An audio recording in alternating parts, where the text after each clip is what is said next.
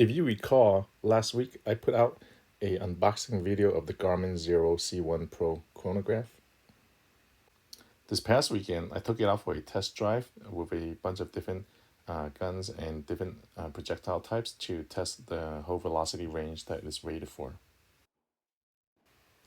You start the Garmin session by selecting the type of gun you will be shooting, which will give you a velocity range to pick from. Then you can enter the weight of the projectile if so you can calculate energy.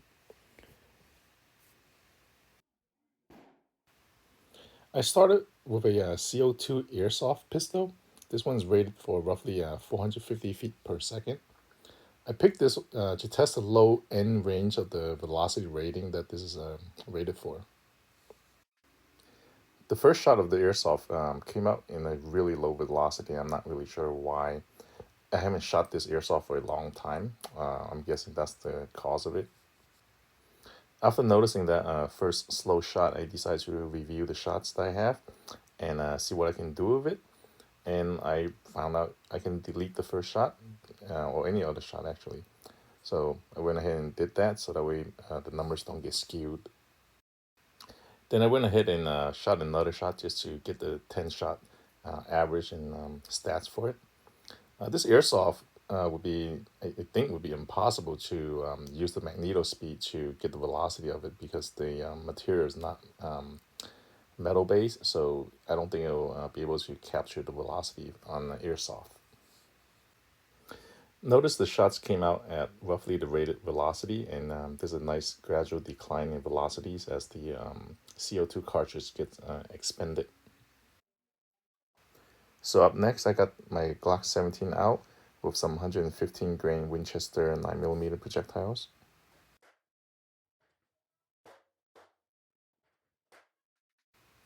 As I go through this string of shots, you'll notice that the Garmin only picked up 9 shots. I think it missed one of the shots because the muzzle was too far away from the Garmin. Then I shot another string of 9mm out of this pistol to see if it misses pick up any shots this time, and it didn't miss a beat.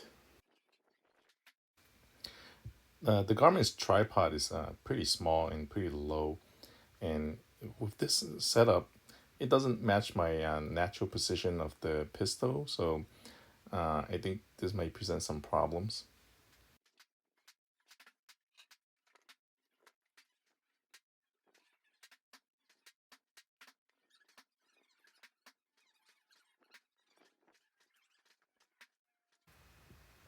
Up next, I brought out my pellet rifle. This one is rated for roughly 800 something feet per second. And I also got my magneto speed to attach to it so that way I can compare velocities. You'll notice that the Garmin right now is on top of my Glock box. The This helps get the muzzle closer to the Garmin. I was worried that the muzzle might be too far away from the optimal position for it.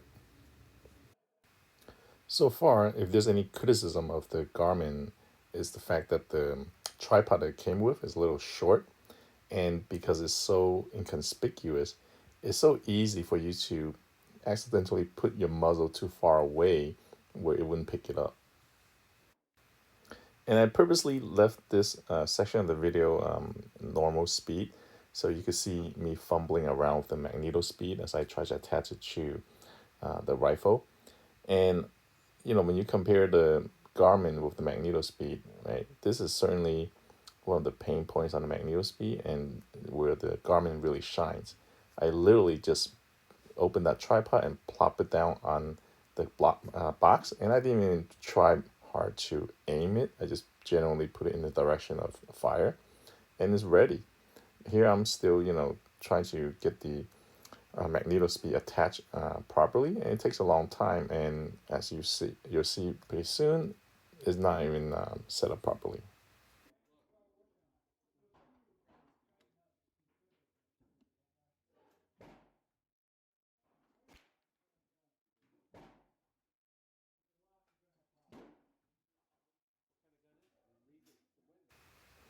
As I start shooting here, you'll notice that the magneto speed didn't pick up the shots from this pellet rifle. I've used this magnetospeed on this pellet rifle before, and it worked fine. I didn't use the spacer measurement that came with to make sure I got the optimal height. Just I just eyeball it, and that's what I normally do. And I've had very little problem with the magnetospeed. It usually picks up all my shots perfectly fine. This session actually has probably been the worst I've ever encountered, where the magnetospeed just straight up didn't pick up 5 or 4 straight shots. Right. I started setting up the sensitivity on the magnetospeed higher to see if it helps, and it didn't. I had to eventually take out the spacers and put in some thinner spacers so that way the bayonet is closer to the bore height. Again, I left this part of the video in here to see me struggle with the magnetospeed to really give you a sense of contrast between the ease of setup with the Garmin versus the magnetospeed here.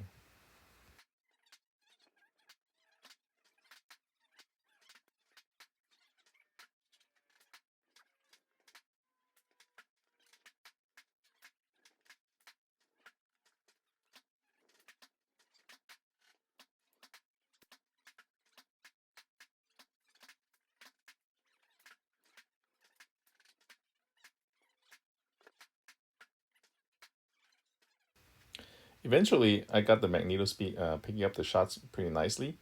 And if you look closely at the shots here, you'll notice that the velocities between the magnetospeed and the Garmin match up really, really well here.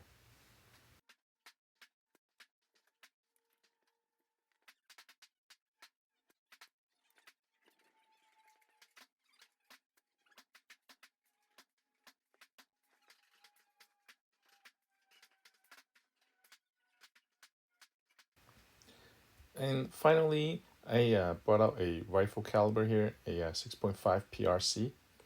And notice how easy it is for me to set up the Garmin. I just took it out and put it down, turn it on, and it was ready.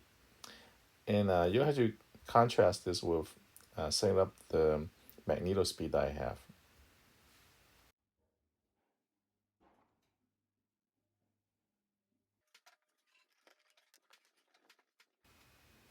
In my haste to get the magnetospeed attached, I didn't even notice the heat shield wasn't attached. First up, we have some 140 grain Nosler ballistic tip 6.5 PRC.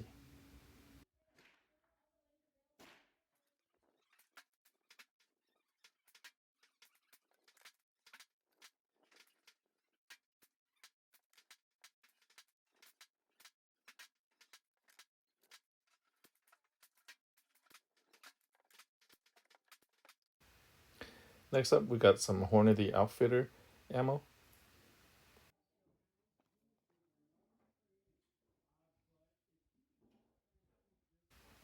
I forgot to start a new session both on the magnetospeed and the Garmin, so the first shot went into the previous strings set.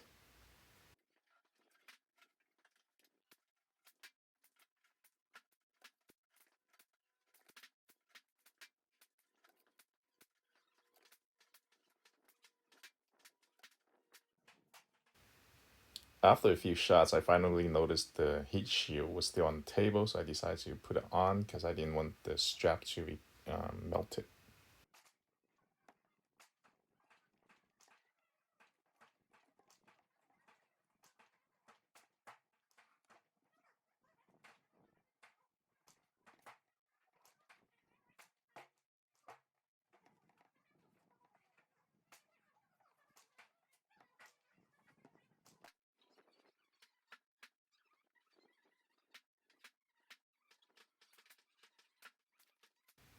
And lastly, I got some 147 grain EOD match rated at 2,910 feet per second.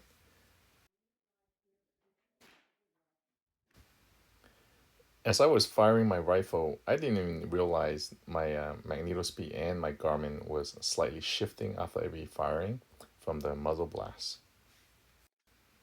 It looks like these EOD M's are way off their rated velocity here, about 100 feet per second slower. As I was finishing up, I was just reviewing all of the shots that were made to see what kind of information was available on the Garmin. As you can see, all the standard stats are there: minimum, average, extreme spread, and standard deviation are all there. One thing I mentioned in my unboxing video, but I didn't show here so much, is that this Garmin is tiny.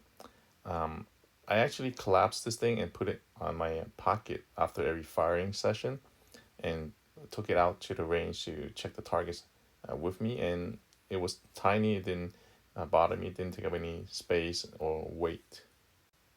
So before I wrap things up, if you like this video, please give it a thumbs up. If you like my content and would like to see more, please subscribe. I hope to make more gear reviews in the future. So what did I learn today about the Garmin Xero C1 Pro chronograph today? Well, I think I have to sell my magneto speed. This obsoletes just about every other chronograph out there. Granted, I haven't tried that many other chronographs, but nothing really comes close to the Garmin with the ease of use, the compactness, and how reliable it really is. This Garmin is definitely a keeper, and it'll be going out with me on ranges from now on instead of my magneto speed.